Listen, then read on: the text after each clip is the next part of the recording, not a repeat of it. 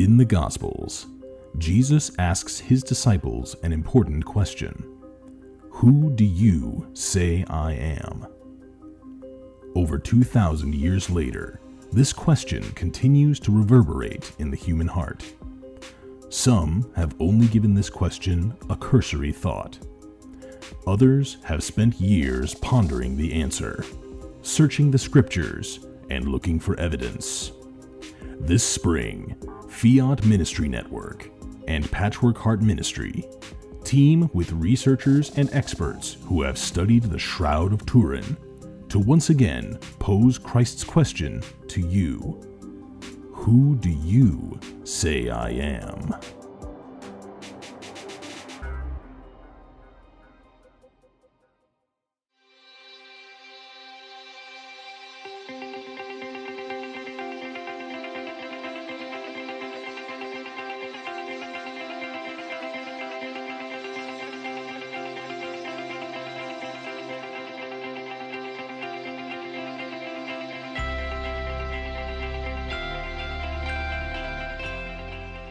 Hi, and welcome to Womb to Tomb. This is Ann DeSantis with the St. Raymond Nonnatus Foundation for Freedom, Family, and Faith at nonnatus.org.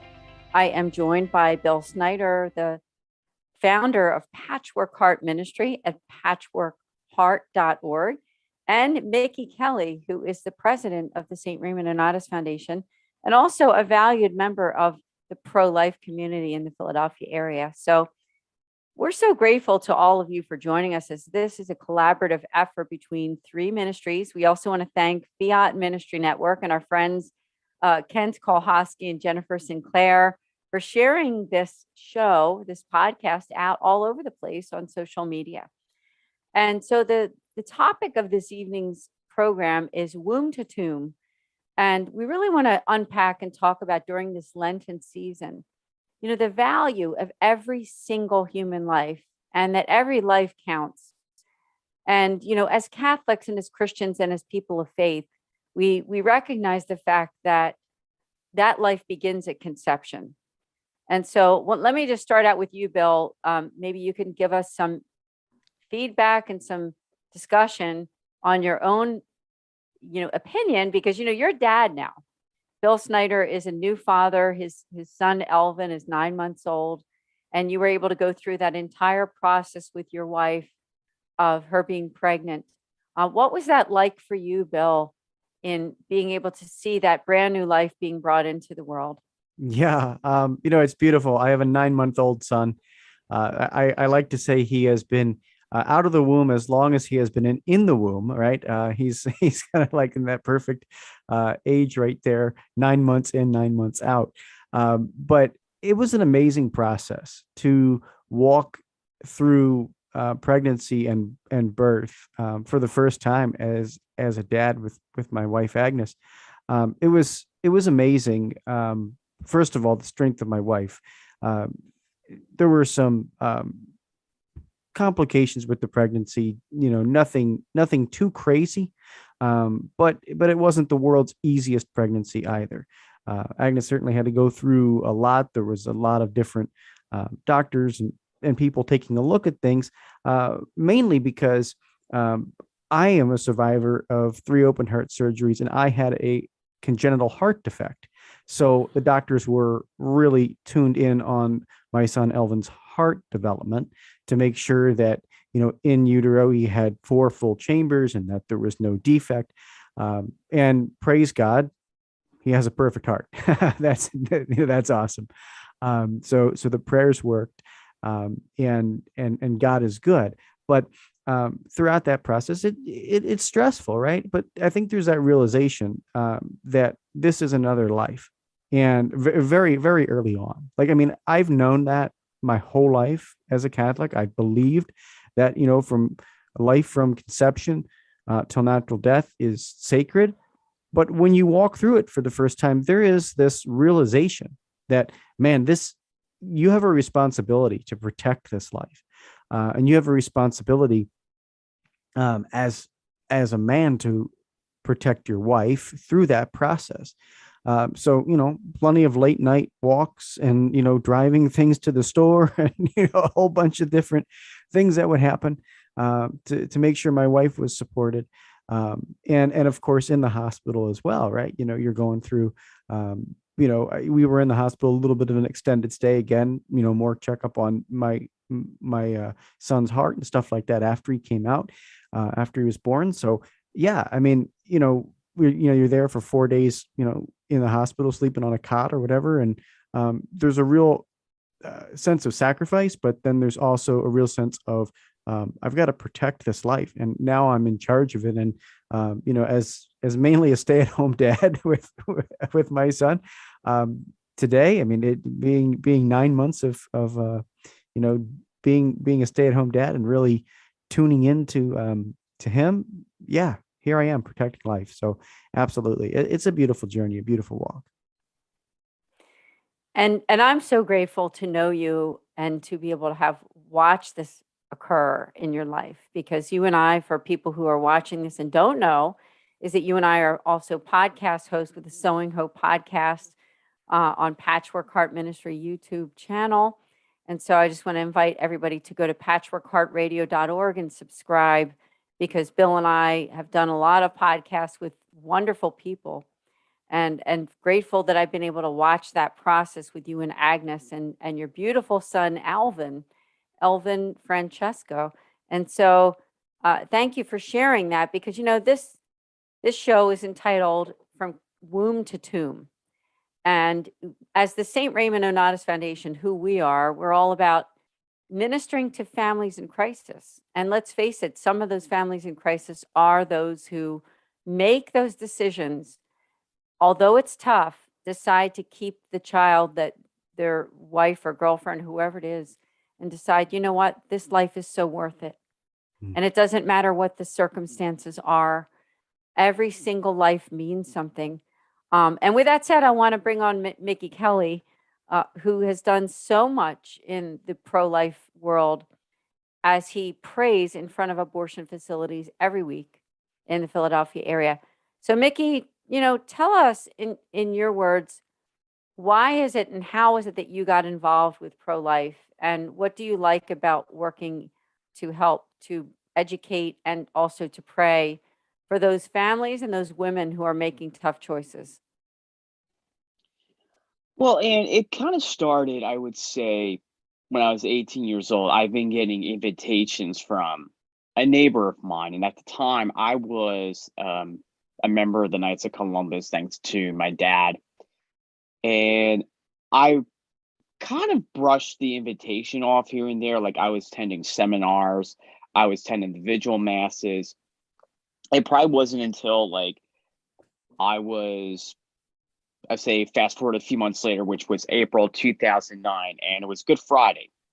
And I finally mustered the courage to pray outside of a Planned Parenthood, which is on the edge of Northeast Philadelphia. And I remember we were praying on a sidewalk near a parking lot at a Planned Parenthood that's on Conley Road. It's not far from where Kraft's factory used to be. And I was surrounded by high school students, some seasoned pro-life warriors. Fast forward about a couple months later, I found out that there was a Planned Parenthood that was in downtown Center City, Philadelphia. The one that was a subject of the Brian Sims scandal, I like to call it. And I've been faithfully praying out there for over 10 years. And then up to about 11 years ago, I actually wound up praying in front of the Philadelphia Women's Center, which murders about 6,500 babies a year. The irony is this facility here sits 5 floors above a daycare center. And it's very shocking too. You're murdering future, future, clients of, your business that, you sit 5 floors below a place that's murdering, 90% African Americans year in and year out. It really, every time, and when I'm there during the week, what really gets to me is I see kids coming out, 2 by 2, and they're going to maybe a playground nearby. They're going to some kind of a field trip, whatever it is. And then next thing you know, I see minutes later, I see a mom coming out, and she is scarred, not just physically, but mentally for the rest of her life. And that is something that just really it hurt. It not only just does it haunt me, but it also just really startles me. And I know, of course, you have Bill that is, first of all, Bill, I just do want to congratulate you and your wife. I know the first birthday's coming up for little Elvin, and I know you guys are probably going to be preparing for that sooner or later. One of the things that I think that something that's been lacking in today's manhood is the willingness to, drop everything and make some sacrifices for, the girlfriend, the fiance, or the wife, so to speak. And unfortunately, too, the root of many of these abortions is the misuse of sex. But of course, we're going to get to that eventually, too, maybe for another episode. And of course, and we have spoken with some missionaries from the Culture Project, even Generation Life over the years. And they have echoed time and time again, and even some of our close colleagues too, that the problem with abortion is not just about my body, my choice. It's the fact that sex is misused too much. Even Fulton Sheen once said that we must learn to love people and use things, not use people and love things. And he does have a point when it comes to the misuse of sex, because sex is a gift from God for a man and woman who love each other, and they agreed to wait to give of each other on their wedding night. Well said, because there is a miseducation, right? That some people don't understand what you just said and what sex is about. And when a child has to die so that two people can, do as they please. I know Mother Teresa said something in that regard, so that we can live as we please, that a child must die. That whole idea of choosing an abortion over life, right? We're choosing our own will instead of what God wills. And so, with that said, I don't know if Bill, if you wanted to share anything, because you've learned so much, Bill, over these last months taking care of your son. If somebody's watching this video and they're thinking, you know what, I'm pregnant and I'm thinking of having an abortion, what can they expect if they decide to keep that child? Can you talk about some of the positive aspects of parenthood that you think that might make an effect on people who are contemplating actually not having their child and having an abortion? Oh, sure. I think that there are so many amazing blessings to having a child. Now, look, by saying all of these blessings, I don't want you to think that there are not hardships. There are plenty of hardships that there are to having children, and it's difficult. But I often tell my son, when he is, acting out or gets angry or whatever, and then and again, he's only 9 months old. He doesn't really know what he's doing, but but then all of a sudden, he'll kind of look at me, and I'll look at him. I'm like, dude, you got to stop, you got to stop it out. And he'll just smile, and he'll smile, his big smile, start laughing and giggling and everything. And I joke with them, I say, Elvin, do you really think that smile is going to make me forget what you just did? Like, I joking around, but of course it does, yeah, he may have just, hurled some green beans on the floor or, sprinkled, Spanish rice all over my kitchen, and then smiles and he goes, yeah, and it's so cute. It's so amazing, and yeah. So, sucking the green beans up with the vacuum off the floor, is a joy. It doesn't bother. It's incredible. There's all of these moments that you have to look forward to. Yeah, I mean, it's going to be difficult. There's going to be sleepless nights. Certainly, more. Uh, just last night, I he was up at 3 o'clock in the morning, 3:10, giving him a bottle, and rocking him back to sleep. But what an amazing thing, right? Like, there's this joyful suffering, right? It's joyful suffering. So, I think putting your life on hold or saying that, I don't want to have children now, or saying something along the lines of, man, I'm going to get an abortion because I can't handle this. Man, let me tell you, even when you're at your breaking point, there's something beautiful about holding that child in your hands. Holding my son in my hands as they rock him to sleep, and it becomes less and less now. I mean, he was born at 6 pounds, and he's now almost, oh my gosh, what is he? Over 24 pounds and 31 inches. So he's, getting to the point where, like, it's, to the point where now I can't, like, have those little moments of, like, the little 6 pound baby in my hands. And all he wants to do is get up and, crawl around and play with toys in our living room. So, there's something that's just so beautiful about it. And you're going to treasure every moment when you choose life. Let me just tell you, you're going to treasure every moment. The difficulties, they're there. You're going to have the sleepless nights. I'm not going to sugarcoat it for you. They are going to vomit. They are going to throw up, on your favorite clothes and stuff like that. I don't need to sugarcoat parenthood for you, but at the same time, there's such a joy, man, when you look in their eyes, you just know, wow, right? It's just incredible. Yeah, thank you for sharing. And I know that fatherhood has really changed your life for the better, and motherhood has changed Agnes. Oh, sure. And no matter what your circumstances, even if you don't have the money or the resources, that human life that comes into your heart, we can never replace human relationships with things or with success or with degrees or money or houses or apartments. I mean, people are really God's gift to all of us, aren't they? And especially our own kids. Mickey, I didn't know if you had anything you wanted to share, because you've seen the turnarounds in what you do, people who have decided not to have an abortion, people who've gotten help and resources after they've decided to keep their child. Can you share a little bit on those things?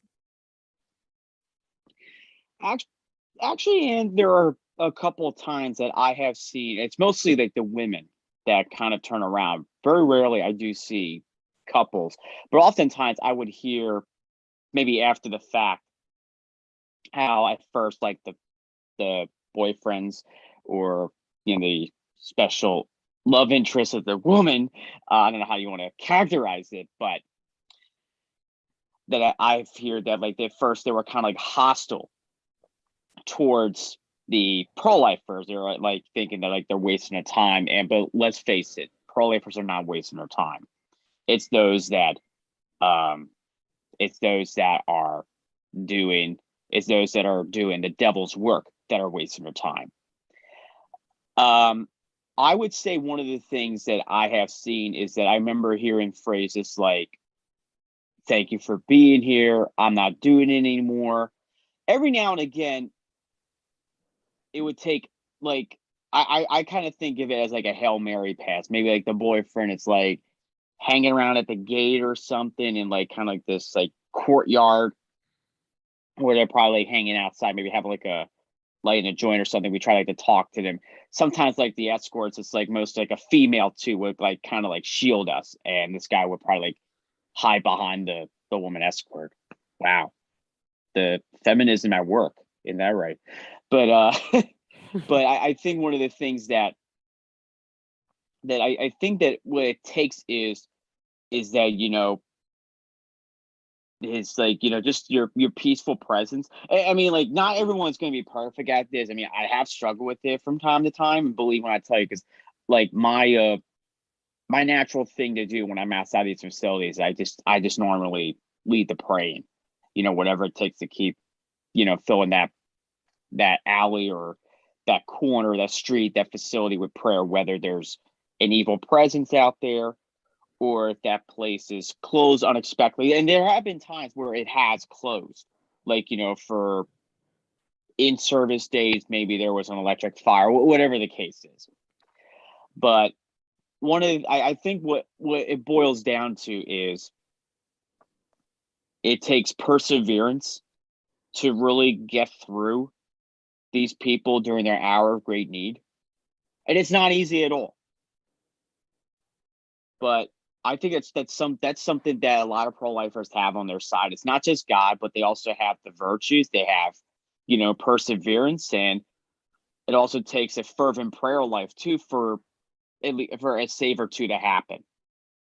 And believe, and after it all happens, I have seen the friendships formed by pro-lifers with the mom who could have went through with the abortion, and they form like a lifelong connection with them.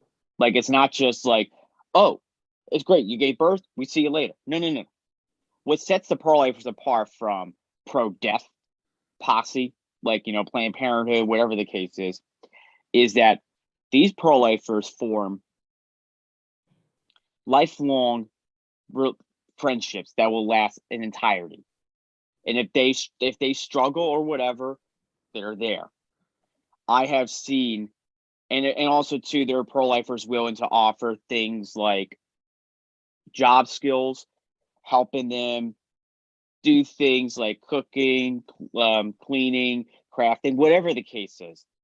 Help them harness some skills that they're lacking, and then, apply those skills, for whatever the future endeavor is, whether it's for themselves or their child. And I think that's something that the pro-aborts, even the communist news networks, seem to forget that. They don't even look at that at all. But we have to, I think what it takes is perseverance of faith. And also what it takes is our charitable approach to these women during their time of need. And that's how I've seen many of the hearts and minds change. Thank you for sharing, Bill. Thank you for your input about your personal experience with being a father, and Mickey, for your experience with the abortion industry and also the praying that you've done. I mean, my experience, which I can share a little bit with our audience, is that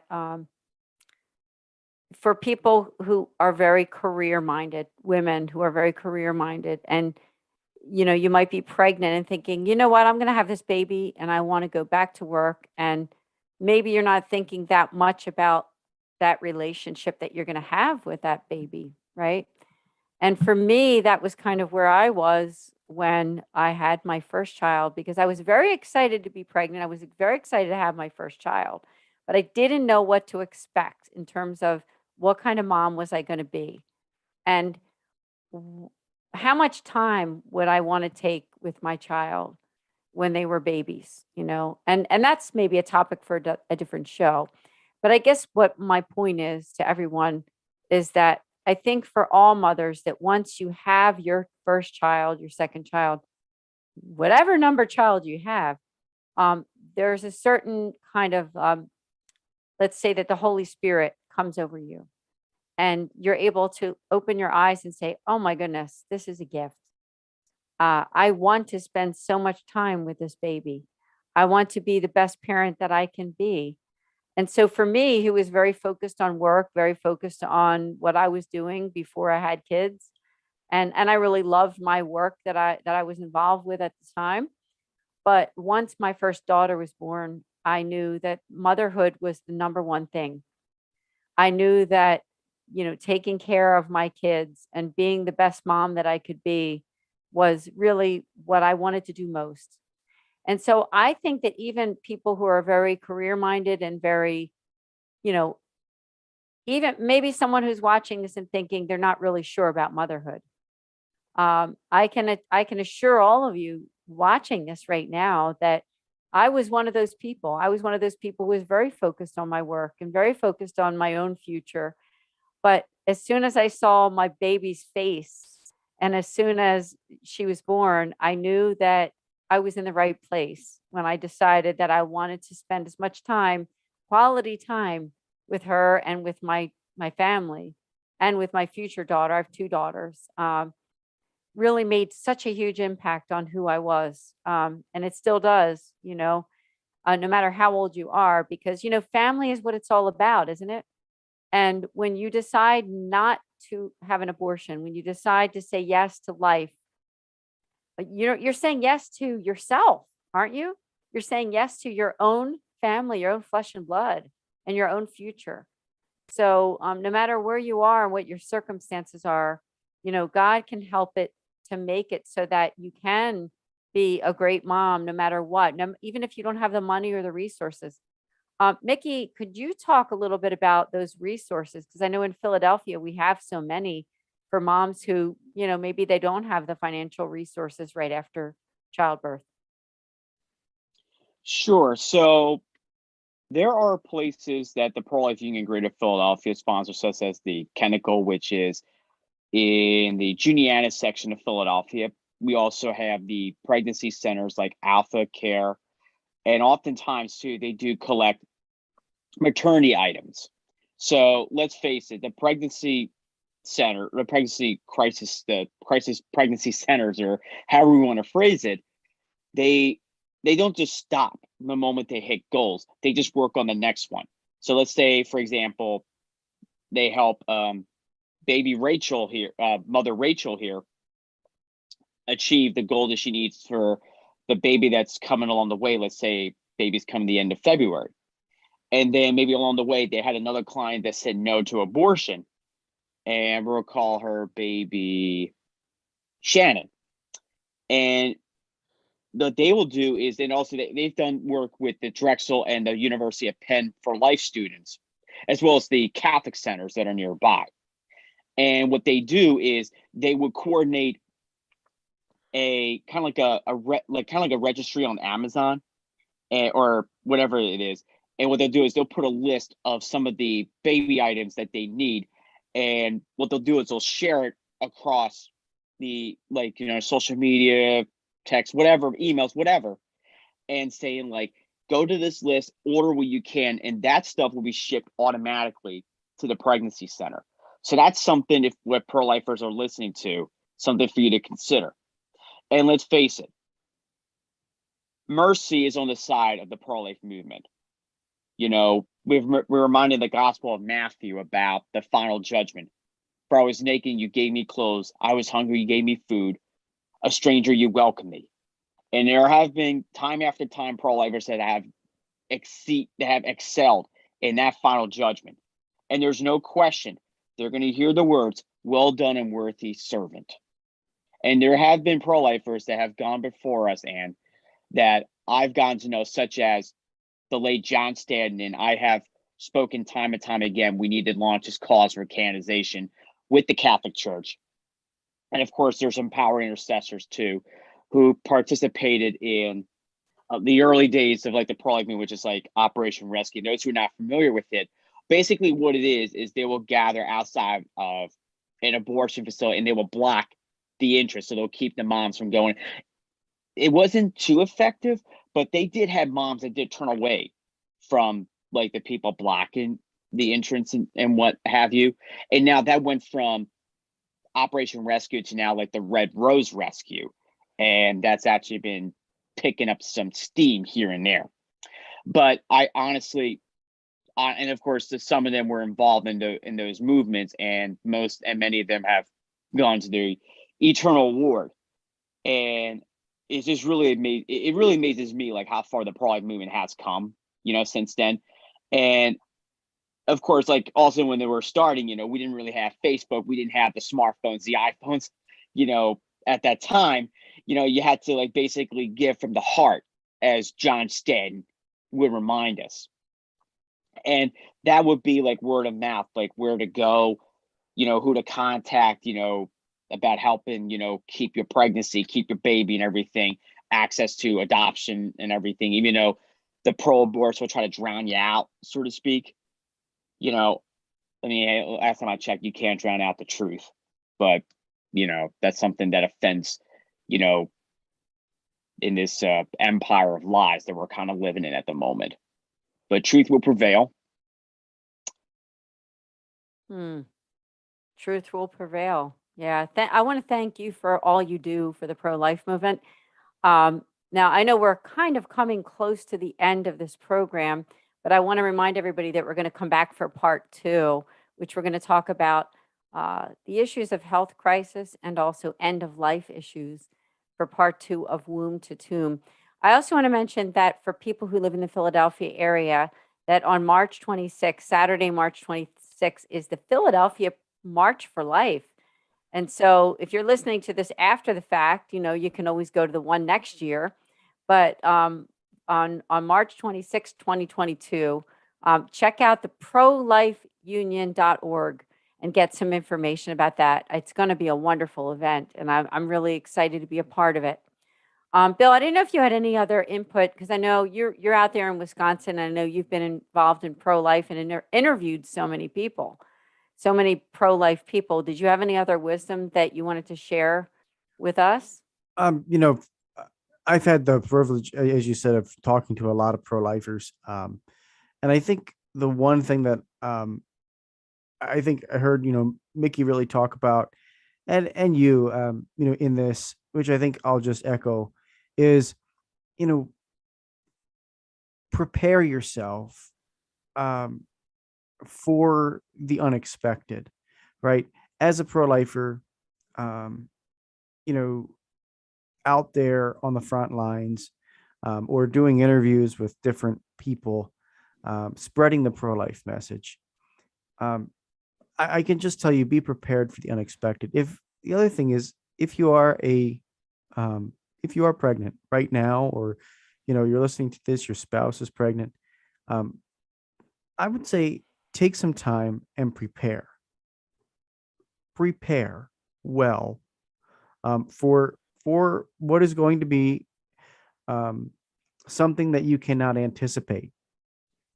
This is a life-changing event that, no matter how many scenarios you dream up in your head, or how many onesies you buy, diapers you prepare, it doesn't matter until they arrive, right?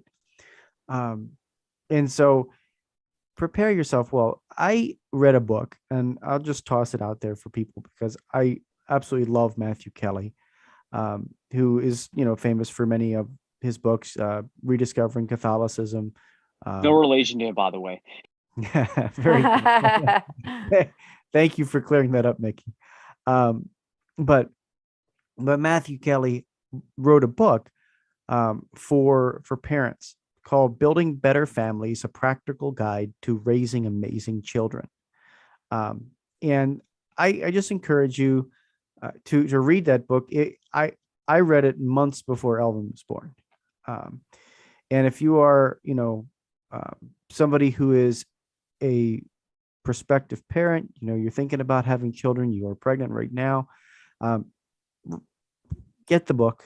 It's easily, you can find it anywhere books are sold, Amazon it, Barnes and Noble, whatever, and get a copy of it for yourself, because I really think there's so much practical advice in that book, on how to build your family well, and start with a good foundation. So, and I think there's some really good resources in there for defending life, right? And it's, what's nice about it is, yes, we're Catholic. Yes, we have, a Catholic perspective here. And certainly Matthew Kelly does too, because he's Catholic. But the word practical is the operative word in that title of the book, because these are things you can implement in your life. It's not some high level theology that you're going to be having to pore over for hours to be able to say, oh, how do I implement this in my life? Now, here's how you do it. And lots of examples, lots of suggestions, lots of stories. Just like we've shared with you a lot of stories tonight, we believe that stories are a great way to learn. Jesus taught in parables. So the more stories we can tell, the better off we will be at being good pro-lifers and defending life from womb to tomb. That's right, from womb to tomb. So I think this has been a great episode, a great show. I also want to make a shout out to all of our ministries here. Start out with Patchwork Heart Ministry, which is at patchworkheart.org, and also patchworkheartradio.org. Make sure that you subscribe and like to both of those, also on the social media platforms too, because Bill's doing really amazing work, not just with what we're doing right now, but he does a lot of podcasts, including with me. It's the Sowing Hope podcast, where we interview wonderful people every single week, and also Young Catholics Respond. And so you really want to find out more about what Bill does. And we've authored a book too, which is Hearts Burning Within Us. So if you want to minister to the young people that you know in your life, people who are entering into college or end of high school, be sure to go to patchworkheart.org and check out our book. I'm really excited about that. I also want to talk about the ministry, the foundation that I represent and Mickey represents. You know, Mickey Kelly is the president of the St. Raymond Nonnatus Foundation for Freedom, Family, and Faith. I'm the director. We've been in existence since 2015, and our charism is pastoral accompaniment for families in crisis. We're headquartered in Philadelphia, but we're really a national organization that helps people who are affected by crisis. You know, what is a crisis? Is it divorce? Could be separation, job loss, relationship issues, pro-life issues, a lot of other things, sickness, even sometimes emotional problems and things that you need to talk about. So we offer a free pastoral consultation with a Mercedarian friar, who were the ones that founded us. So if you go to our website at nonnatus.org, you can learn about us and you can make your appointment. Like I said, it's free. Anybody that you know who has any of those issues that I just mentioned, you can make an appointment, and you can get as many appointments as you need too. So that's really a beautiful thing. So we're going to see all of you next week for this series called From Womb to Tomb. Please do share this with all your friends. Mickey and Bill, thank you so much for putting this together with me. Anytime, man. Thank you for having us. Always a pleasure. So we'll see all of you next time on Womb to Tomb. God bless.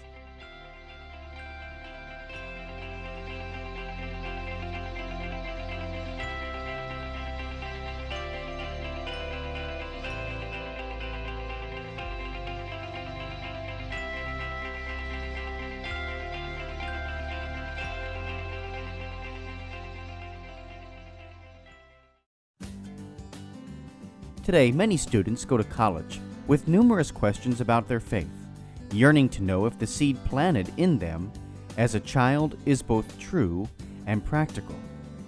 Using the miracle on the road to Emmaus as a model, young adult ministers conversed weekly for 3 months with college students about the most pressing questions they had about the Catholic faith. As they journeyed together virtually, something amazing happened. Doubts disappeared, fears faded, and Jesus revealed that He is still alive. Hearts Burning Within Us, the latest book from Patchwork Heart Ministry, is a result of that grace-infused conversation. It is the perfect back-to-school gift for recent high school graduates and current college students. Get your copy for them today at patchworkheart.org or by calling 424-704-3278. That's 424-704-3278.